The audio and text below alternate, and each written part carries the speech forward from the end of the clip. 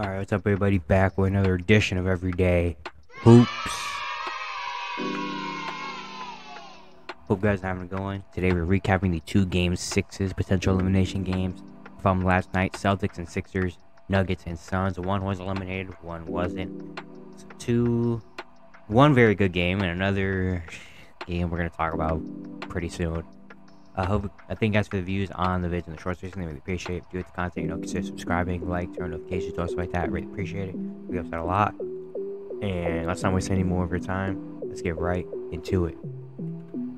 So the first game six we had, Celtics Sixers in Philly. Philly one win away from advancing to their first Eastern Conference Finals in over 20 years. The Celtics trying to force a game seven. And the Celtics make a lineup change in this game. Robert Williams gets to start. They go with the big lineup. Derek White hasn't really been producing a whole lot in this series against the Sixers. Robert Williams has been decent in his minutes, so they bring Robert Williams in. Big lineup, and they start off really good. They start off on a 15-3 run. Robert Williams.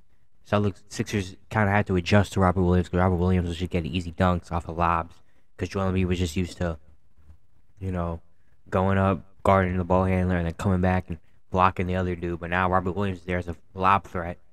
They didn't really have that, so now got to do that. Celtics are playing with energy. Marcus Smart hit a couple shots, and it's 15-3 start, but then the Sixers come back. Tyrese Maxey and Joel Embiid kind of bring the team back. Malcolm Brogdon comes off the bench and hits a couple threes. He was amazing in this first half of this game.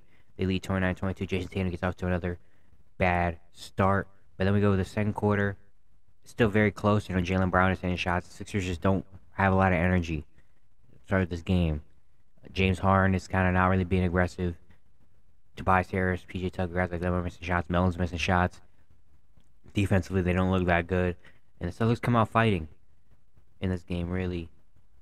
But then the Sixers at the end of the first half, Joel Embiid, Tyrese Maxey hits a couple shots to make it a 7-point game at halftime.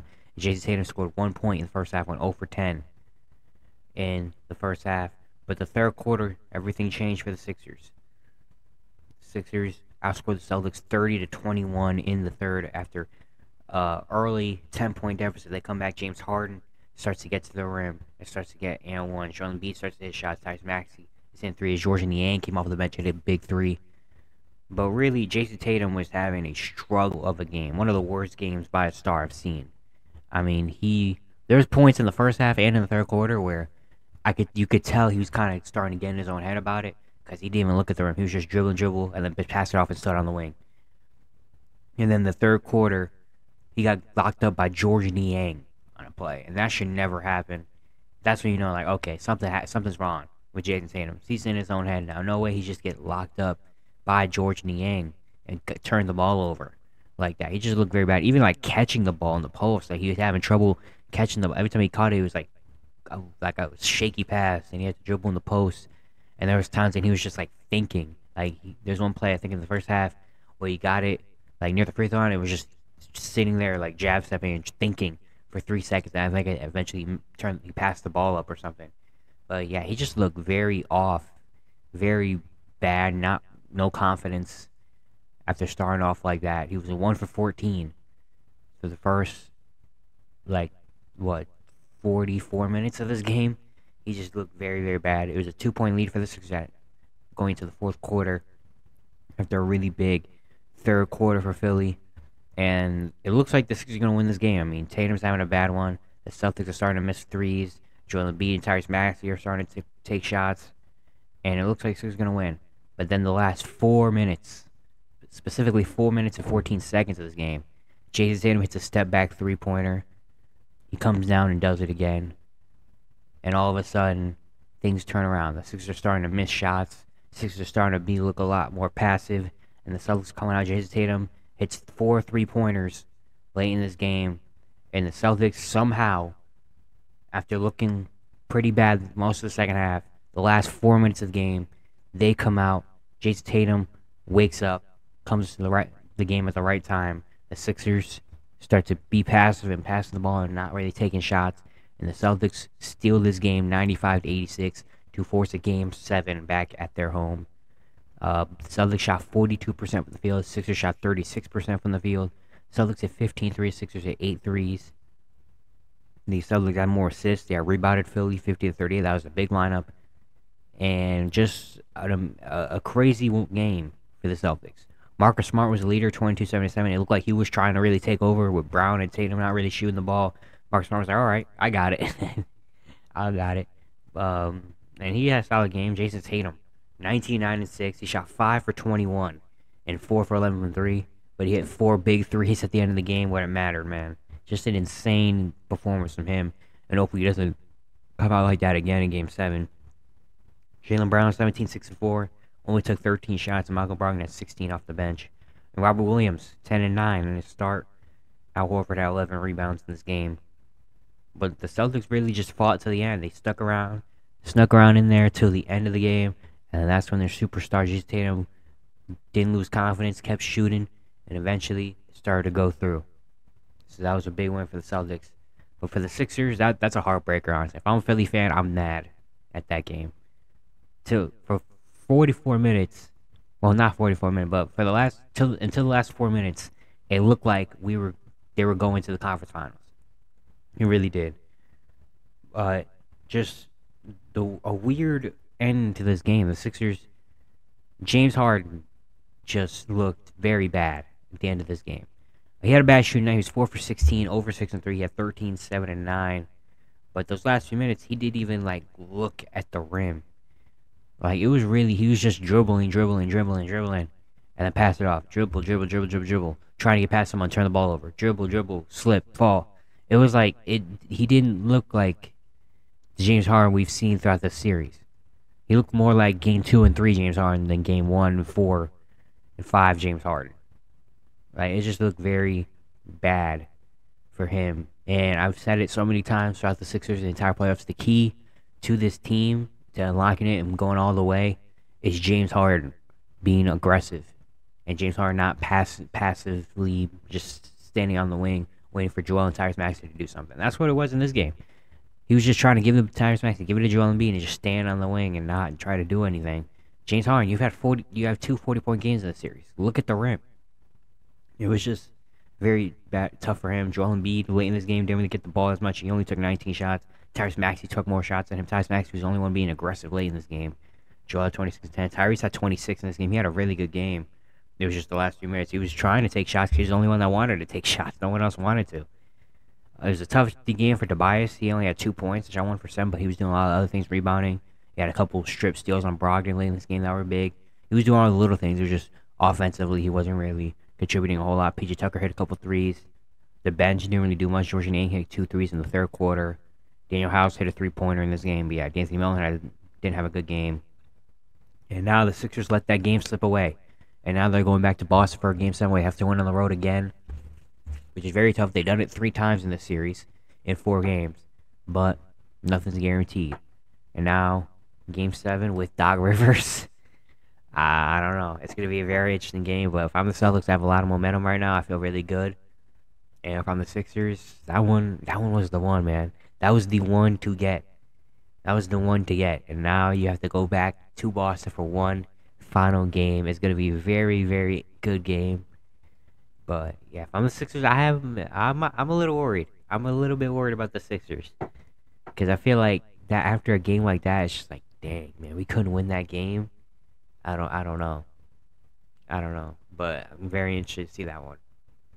And now the next one, Nuggets and Suns, Game 6. The Suns, no DeAndre in this game.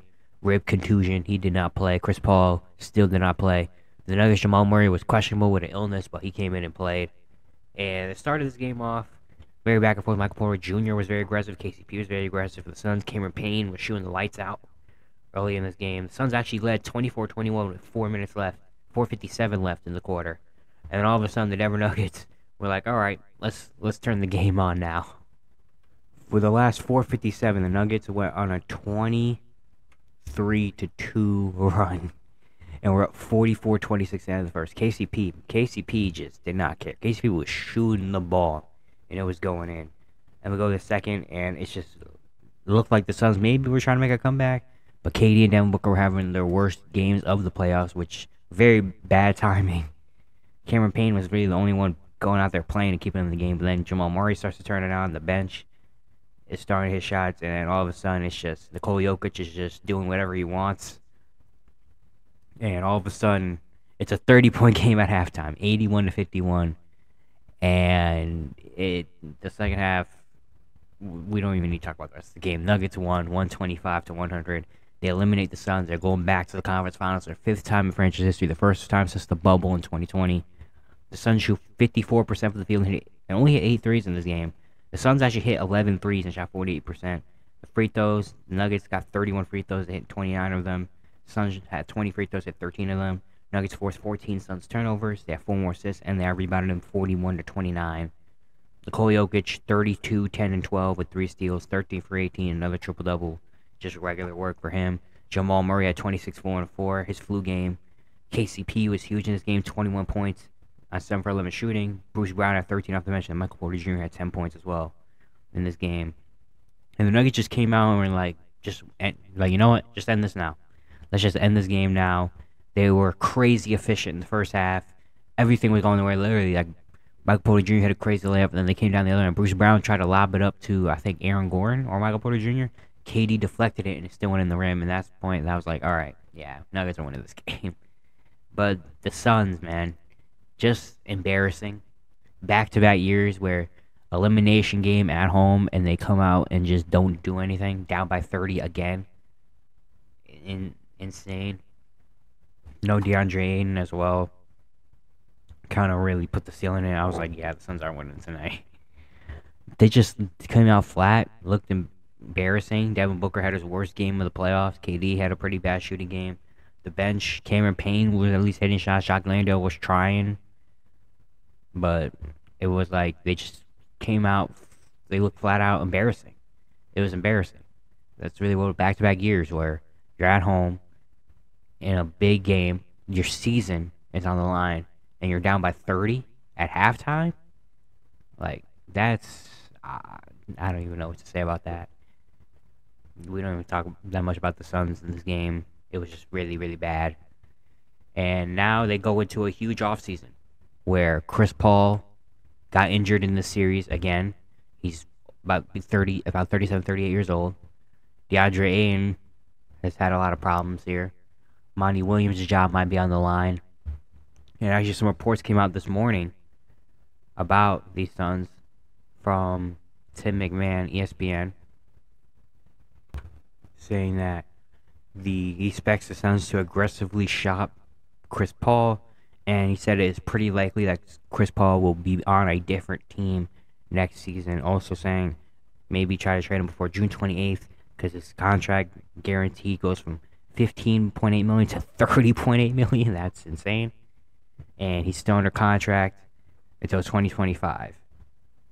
So he most likely will be traded. Suns looking for a young point guard. And also it came out not that long ago, as I'm recording this, also by Tim McMahon, that the Suns plan to aggressively explore Ayton trade, which I think, yes, you have to at this point, kind of. But we're going to talk a lot more about the Phoenix Suns, their offseason stuff, and the look-in video I'm going to do. That will be out tomorrow because there's no games on Saturday. So that episode will have the Suns look-in and potentially maybe another look-in later that day in case whatever happens tonight, if any more teams get eliminated, to fill that void in. But just embarrassing by the Suns. Shout out to the Nuggets for just taking care of business, not even giving them a chance to force a Game 7. Just like, no, we're not going back to a Game 7. Let's just end this right now. And now they're moving on to the conference finals. Now they're waiting to see what happens tonight. But yeah, that's it for today. Hope you guys enjoyed. Once again, if you like the content, consider subscribing, like, turn on notifications, do something like that. I really appreciate it. We upset a lot. We got 2 more elimination Game 6s tonight that I'm very excited to see. And then we won't have games till Sunday. We have Game 7 day Sunday. Love that. But yeah, thank you guys for watching. And I will see you guys tomorrow.